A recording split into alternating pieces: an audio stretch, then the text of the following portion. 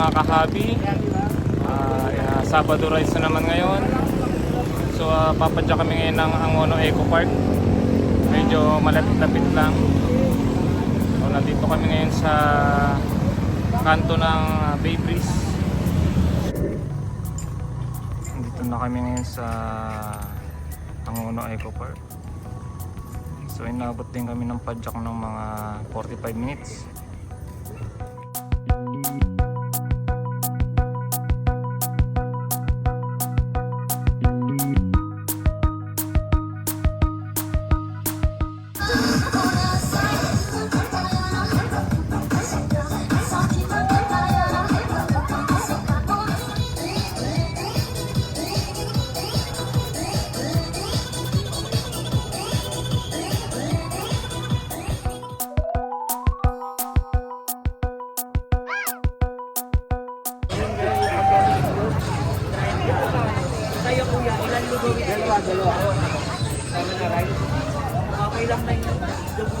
Inutom na yung mga kasama namin.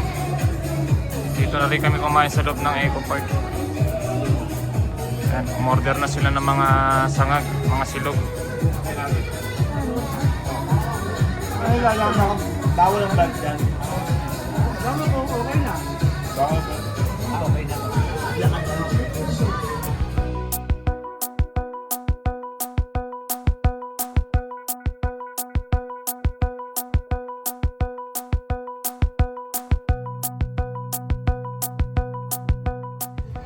Marami rin namimingwit dito.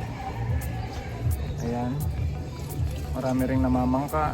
Marami rin nagtitinda ng mga isda, mga pagkain.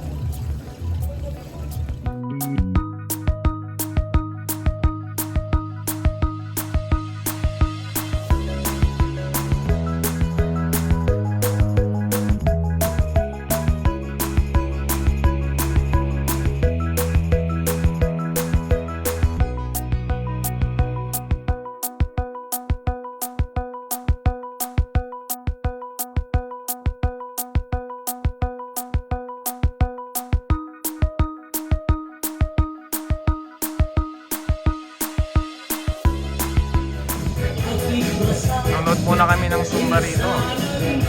Marami-rami rin nagsusumba. Hello Kuya George.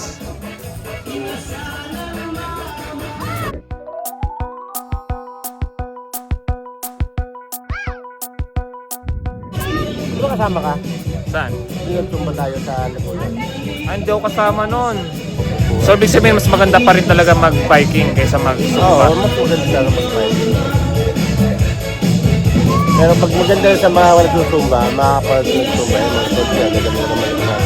Pero kung marunong ka siguro sumayaw, masarap siguro mag-zumba.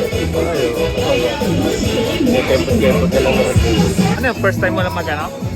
Mag-ganyan, mag-event planner? Nakapag-plan ka na ng mga dati? Ngayon lang. Depende rin sa mga kagrupo. Kung may mga pasaway.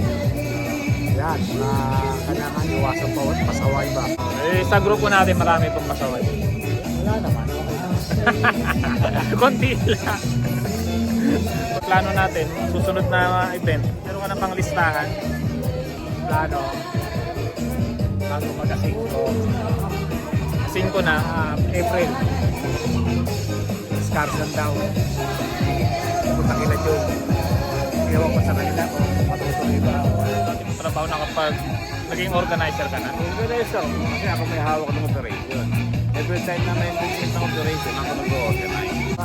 Sa biking, pag-organize din pwede bang klase? Kasi ito, medyo karamihan na rito senior. Hindi katulad sa operation ng panahon ko, ino-organize ko ang tao kung akin kami ng barko, kung saan kami akin. Ito, purely biking lang. Mga ilang tao mo nun? Nasa pinakamarami niya nasa 15. Kaya mahirap, masakit sa ulo pag wala mag-isa. Pero kung 5 lang kayo, o 10, masaya. Sa grupo natin ngayon, marami bang pasaway? Marami bang masakit sa pasaway, ulo? Marami. Hindi lang kahit di lasing pasaway. Nagpapasundo.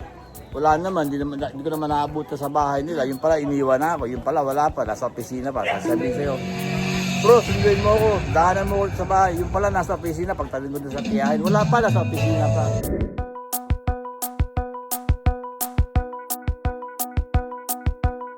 So pupunta pa kami ng patahian sa Taytay. Papagawa kami ng jersey. Pang-apat na naming damit nito.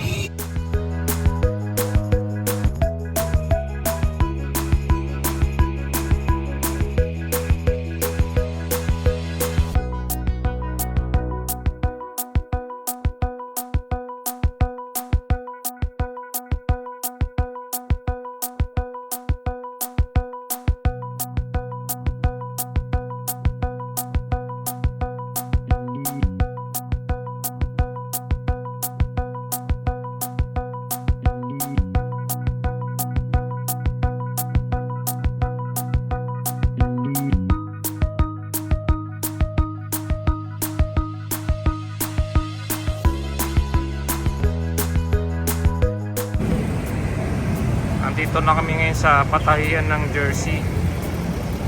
Kaso sarado pa. Napaaga kami ng dating. Hintayin pa namin magbukas tong patahian ng jersey.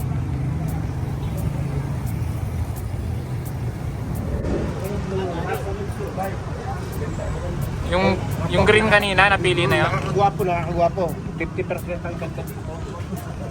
Yun. Mapopogi ka ng 50%. Ilang percent yung nadagdag? Ang pogi po eh. Pagsuot ko yung jersey. 50, sa kanya 30. Parang lugi ah. Ay, 50. Parehas pala tayo bro. Sorry. Parehas 50%. Parehas kasi 50% pogi point pagsuot ng jersey. Dito, yung pinaka-main color niya ito. Magbabago lang dito ng mga logo. Kasi, para mag-reflect makita naman yung pangalan, di ba kasi kulay na, ano na siya, ngayon lang color niya blue eh. Yung mga di ba?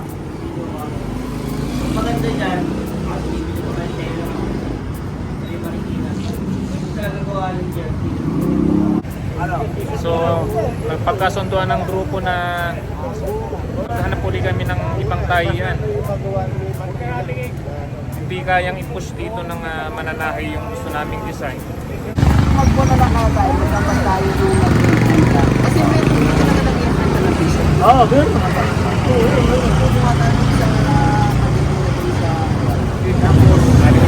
Tapos special natin kung paano gagawin yung ating sa factory para sa Nag-uwihan na yung mga kasama ko.